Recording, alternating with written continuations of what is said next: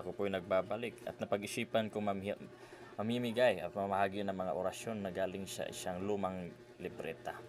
Ayan po, ang orasyon na susi sa at poder ng 7 kanunuan, pangkagipitan, subo, kabal. Ito po'y pwede nyo isulat sa papel at isusubo, sabay uminom ng tubig. Pwede ring iihip sa tubig ang mga panalangin na ito. Panalangin po ay ito, mga kapatid. Screenshot nyo po ito, mga kapatid. Sulat nyo sa papel. Ito po ay Shiro Krup Mikro.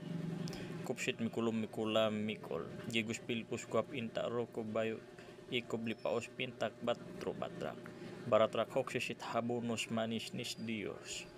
Erok di Erorokam. Naprap Akdo Akdom Akdodom.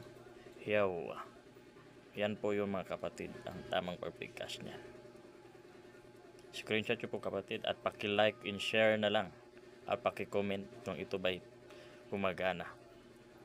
Maraming salamat, mga kapatid. Comment lang kayo, mga kapatid, na sa susunod na video pa, comment lang kayo ng isang video pa ng ibang mga orasyon para ako po'y mag-upload sa libro na ito. Salamat, mga kapatid, at ako si David Amidan at nagsasabi na Ecclesiam Serveri Epidem Pro Deo et Patria. Ave Maria, Viva Cristo Rey.